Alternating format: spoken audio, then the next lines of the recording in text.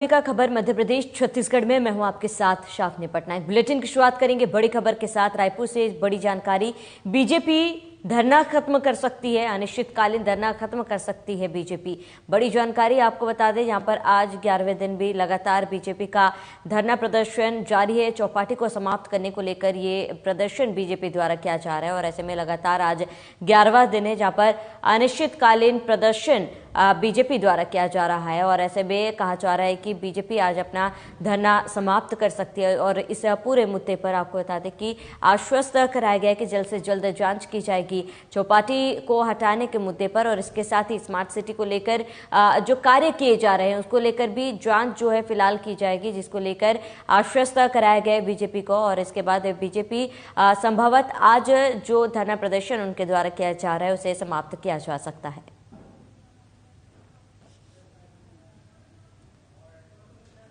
तो बीजेपी धरना खत्म कर सकती है, बड़ी जानकारी आपको बता दें। लगातार 11वें दिन भी अनिश्चितकालीन धरने पर बैठी है बीजेपी और उनकी मांग है कि स्मार्ट सिटी को लेकर जो प्रोजेक्ट्स किए जा रहे हैं उस प्रोजेक्ट्स की जांच कराई जाए, क्योंकि कहा जा रहा है कि प्रोजेक्ट्स में बंदरबांट किया गया और ऐसे में इसको लेकर बीजेपी लगातार कई बड़े सवाल खड़े कर रही है। और इसी को लेकर लगातार 11वें दिन बीजेपी का प्रदर्शन जो है लगातार जारी अनशन पर है बीजेपी के कई कार्यकर्ता। लेकिन आज संभवतः बीजेपी अपना धरना जो है खत्म कर सकती है, क्योंकि कहा जा रहा है कि इस पर जांच के आश्वासन जो है सरकार द्वारा दिए गए हैं। बीजेपी को आश्वस्त कराया गया है कि जल्द से जल्द इस पर जांच कमेटी का गठन किया जाएगा और जांच कराई जाएगी। जो मांगे है बीजेपी द्वारा वो कराई जाएगी, जिसको लेकर आज अपना धरना प्रदर्शन बीजेपी जो है वो समाप्त कर सकती है। ये शहर आपका अपना है, इस शहर को हमने बनाया है, बसाया है। 15 साल में जो काम इस शहर में हुए वो इतिहास के पन्ने में लिखने वाले।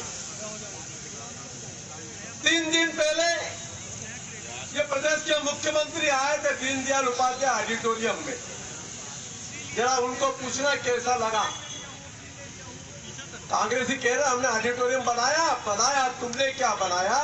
तुमने तो चौपाटी पूरी शहर को बना दी, एक काम तो गिना दो।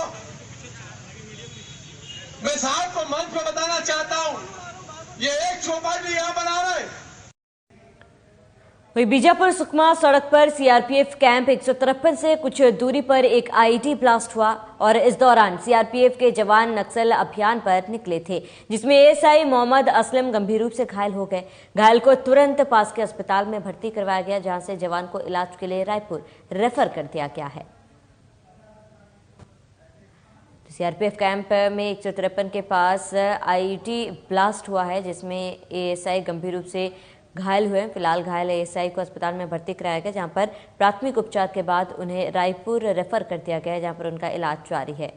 तो बीजापुर का ये पूरा मामला, जहां पर आईईडी ब्लास्ट से एक एएसआई गंभीर रूप से घायल हुए, जिन्हें अस्पताल में इलाज के लिए भर्ती कराया गया और उनका इलाज लगातार जारी है। सीआरपीएफ कैंप 153 के पास आईईडी बिछाई गई थी और ब्लास्ट से एएसआई गंभीर रूप से घायल हुए।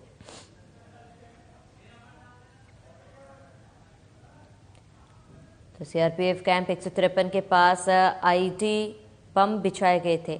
ब्लास्ट से एएसआई गंभीर रूप से घायल हुए। एएसआई को अस्पताल में भर्ती कराया गया, जहां पर प्राथमिक उपचार के बाद एएसआई को रायपुर रेफर कर दिया गया है, जहां पर उनका इलाज जारी है। फिलहाल पूरे मामले की जांच की जा रही है।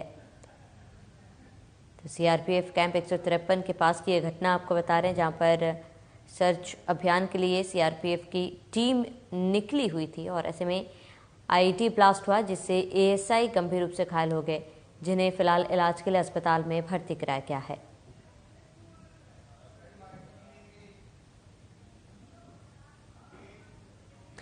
प्रभारी शैलजा के पत्र को लेकर संसदीय कार्य मंत्री की प्रतिक्रिया सामने आई। मंत्री रविंद्र चौबे ने प्रभारी के पत्र को रूटीन पत्र व्यवहार बताया गया। मंत्री ने कहा कि वह किसी तरह का कोई फरमान नहीं है। सभी मंत्री जिला कांग्रेस कमेटियों के साथ बैठक करते हैं। प्रभारी शैलजा यहां आई थी तो इस दौरान कांग्रेस के कुछ पदाधिकारियों ने उनसे अनुरोध किया और इसीलिए अगर पीसीसी ने अनुरोध किया है तो उसका पालन किया जाएगा। तो मंत्री रविंद्र चौबे ने इस पत्र को केवल एक रूटीन पत्र बताया है और आपको बता दें कि रायपुर की घटना जहां पर मंत्री रविंद्र चौबे ने जो पत्र उन्हें भेजा गया उसे केवल एक रूटीन पत्र बताया है। प्रभारी शैलजा के पत्र को लेकर संसदीय कार्य मंत्री की प्रतिक्रिया सामने आई। मंत्री रविंद्र चौबे ने प्रभारी के पत्र को केवल एक रूटीन व्यवहार पत्र बताया। मंत्री ने कहा कि यह किसी तरह का कोई फरमान नहीं है। सभी मंत्री जिला कांग्रेस कमेटियों के साथ बैठक करते हैं और प्रभारी शैलजा यहां आई थी और इस दौरान उन्होंने कांग्रेस के कुछ पदाधिकारियों से अनुरोध किया। इसलिए अगर पीसीसी ने अनुरोध किया है तो उसका पालन जरूर किया जाएगा, लेकिन इस पत्र को उन्होंने केवल एक व्यवहारिक पत्र बताया।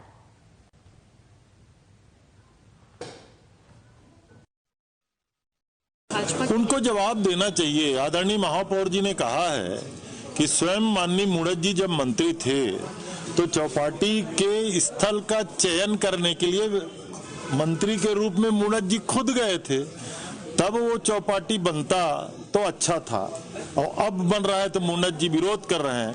दुर्भाग्य है कि भारतीय जनता पार्टी 15 साल यहाँ हुकूमत में थी, उनके पास कोई मुद्दा नहीं है, इसलिए भारतीय जनता पार्टी के सभी नेता चौपाटी में बैठ करके मुद्दे की तलाश कर रहे हैं।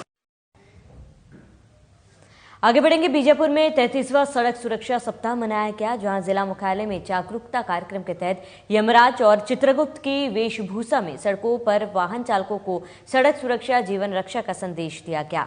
यातायात नियमों का पालन करने वाले वाहन चालकों को गुलदस्ता देकर सम्मानित भी किया गया और लापरवाही बरतने वाले वाहन चालकों को समझाइश दी गई।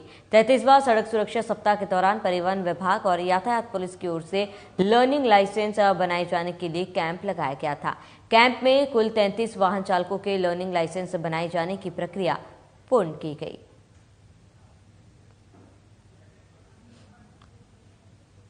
तो बीजापुर में 33वां सड़क सुरक्षा सप्ताह मनाया गया, जहां जिला मुख्यालय में जागरूकता कार्यक्रम के तहत यमराज और चित्रगुप्त की वेशभूषा में सड़कों पर वाहन चालकों को सड़क सुरक्षा जीवन रक्षा का संदेश दिया गया। यातायात नियमों का पालन करने वाले वाहन चालकों को गुलदस्ता देकर सम्मानित किया गया और लापरवाही बरतने वाले वाहन चालकों को समझाइश दी गई। 33वां सड़क सुरक्षा सप्ताह के दौरान परिवहन विभाग और यातायात पुलिस की ओर से लर्निंग लाइसेंस बनाए जाने के लिए कैंप लगाया गया। कैंप में कुल 33 वाहन चालकों के लर्निंग लाइसेंस बनाए जाने की प्रक्रिया पूर्ण की गई।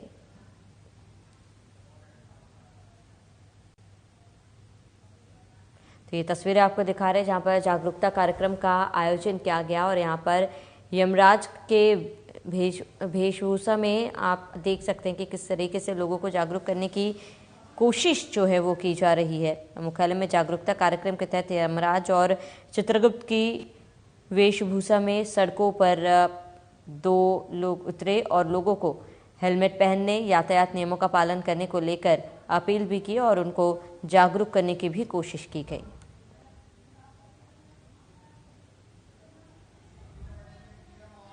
तो ये खास अभियान सड़क सुरक्षा और ट्रैफिक पुलिस द्वारा चलाई गई थी, जहां पर जागरूकता कार्यक्रम का आयोजन किया गया। लोगों को ट्रैफिक नियमों को लेकर जागरूक किया गया।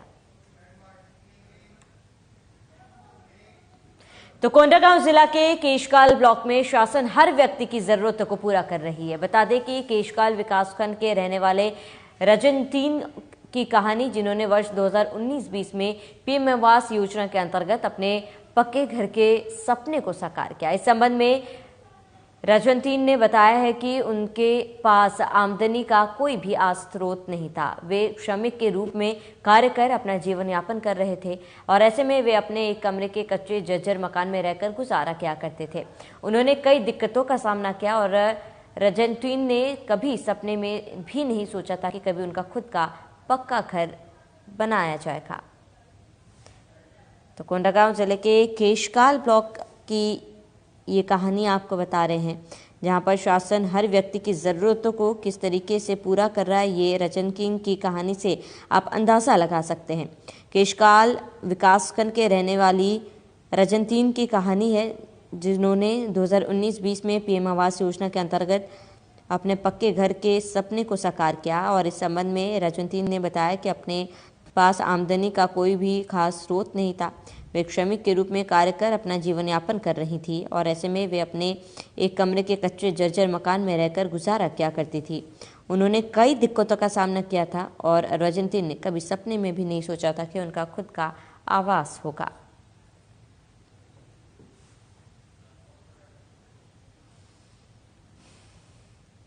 तो कोंडागांव जिला के केशकाल की ये कहानी, जहाँ पर केशकाल विकासखंड के रहने वाली रजंतीन ने अपना खुद का पक्का मकान बनाया। 2019-20 में पीएम आवास योजना के अंतर्गत अपने पक्के घर के सपने को साकार होते हुए उसने अपने आंखों के सामने देखा। इस संबंध में रजंतीन ने बताया कि उनके पास आमदनी का कोई स्रोत नहीं था। वे एक श्रमिक के रूप में कार्य कर रही थी, लेकिन फिलहाल उन्होंने अपने सपने को अपने आंखों के सामने साकार होते हुए देखा है।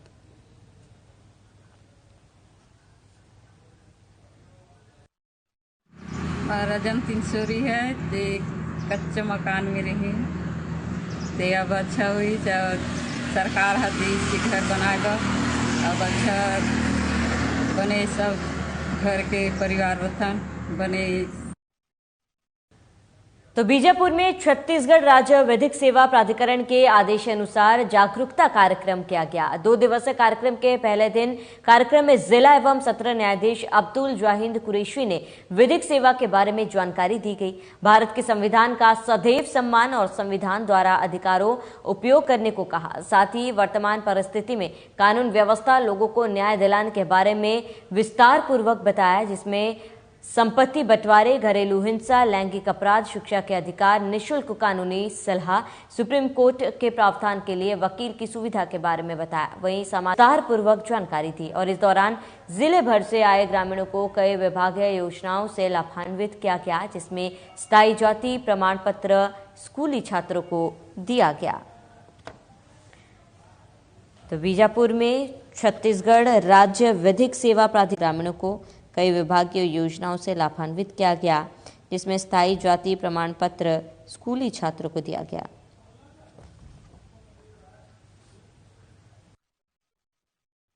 हम लोगों को सुनने के लिए अपना कीमती वक्त निकाल कर आए हैं, इसके लिए आप सबका बहुत बहुत धन्यवाद। ये कार्यक्रम हम जो कर रहे हैं राष्ट्रीय विधिक सेवा प्राधिकरण के तहत दिशा स्कीम के, और इसमें खबर सुकमा से, जहां माओवादियों के दक्षिण सब जोनल ब्यूरो के प्रवक्ता ने एयर स्ट्राइक में हुए अवशेष की तस्वीरों को प्रेस नोट के साथ जारी किया। आपको बता दें कि 11 जनवरी को नक्सलियों पर हुए एयर स्ट्राइक हमले में पीएलजीए की एक महिला नक्सली मारी गई महिला नक्सली की तस्वीर भी जारी कर दी गई। 2021 से 2023 में अब तक 3 बार हवाई हमले का आरोप लगाया गया। दक्षिण बस्तर के सरहदी इलाकों के जंगल और पहाड़ों को निशाना बनाकर ड्रोन और हेलीकॉप्टरों से तेलंगाना और छत्तीसगढ़ की पुलिस कार्रवाई करती जा रही है, जिससे इलाके के ग्रामीणों में डर का माहौल बना हुआ है।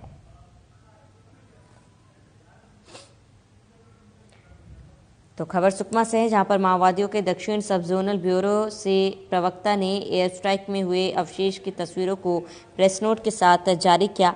बता दें कि 11 जनवरी को नक्सलियों पर हुए एयर स्ट्राइक हमले में पीएलजे की एक महिला नक्सली भी मारी गई थी और मारी गई नक्सलियों पर हुए एयर स्ट्राइक हमले में पीएलजे की एक महिला नक्सली मारी गई महिला नक्सली की तस्वीर भी जारी की गई। 2021 से 23 में अब तक 3 बार हवाई हमले का आरोप लगाया गया। दक्षिण बस्तर के सरहदी इलाके के जंगल और पहाड़ों को निशाना बनाकर ड्रोन और हेलीकॉप्टरों से तेलंगाना और छत्तीसगढ़ की पुलिस कार्रवाई करती आ रही है, जिससे इलाके के ग्रामीणों में डर का माहौल बना हुआ है।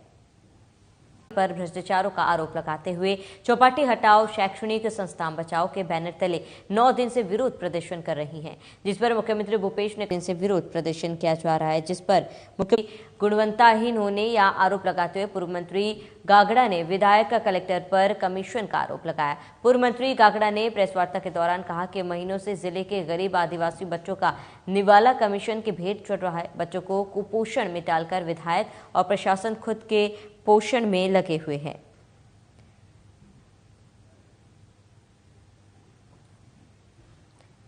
तो बीजापुर जिले के स्कूल आश्रम छात्रावास में दोपहर के भोजन के लिए वितरण होने वाली खाद्य सामग्री गुणवत्ताहीन होने का आरोप लगाते हुए पूर्व मंत्री गागड़ा ने विधायक पर कई गंभीर आरोप लगाए। पूर्व मंत्री काकड़ा ने प्रेस वार्ता के दौरान कहा कि महीनों से जिले के गरीब आदिवासी बच्चों का निवाला कमीशन की भेंट चढ़ गया। बच्चों को कुपोषण में डालकर विधायक और प्रशासन खुद के पोषण में लगे हैं।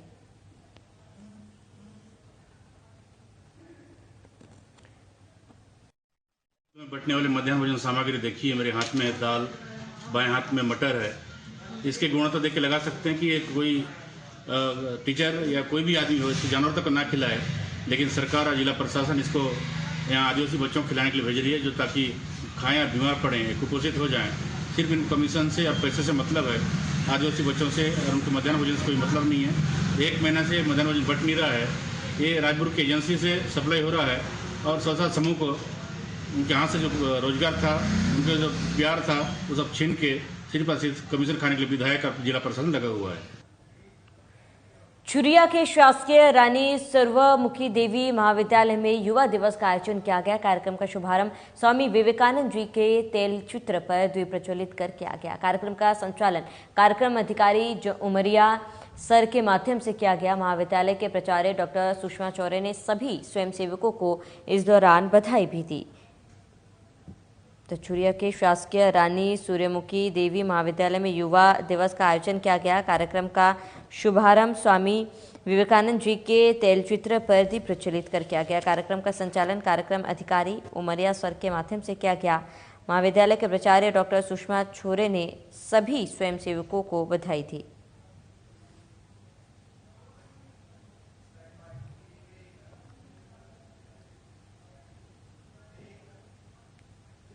तो लोहा डोंगरी बागवानी निर्माण में भ्रष्टाचार के आरोप लगे हैं, वहीं मजदूरों को उनकी मजदूरी भी नहीं मिली।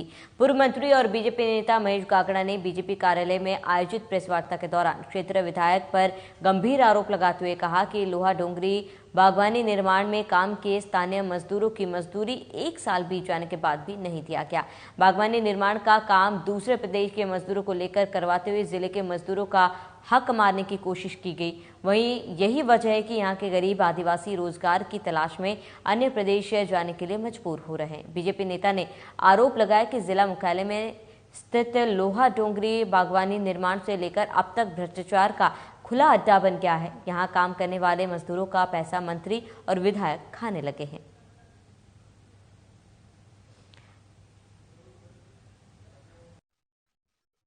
बीजापुर जिले का लोहा डोंगरी जो सौंदर्यीकरण चल रहा है, विधायक, कलेक्टर और प्रशासन का एक भ्रष्टाचार का दुधारू गाय बना है, जहाँ पे मजदूरों का भुगतान नहीं हो रहा है पूर्व कामों का, अब फिर सिरे से नए काम किया जा रहा है और किस मत से किया जा रहा है, कौन एजेंसी है, किसी तरह कोई जानकारी नहीं है।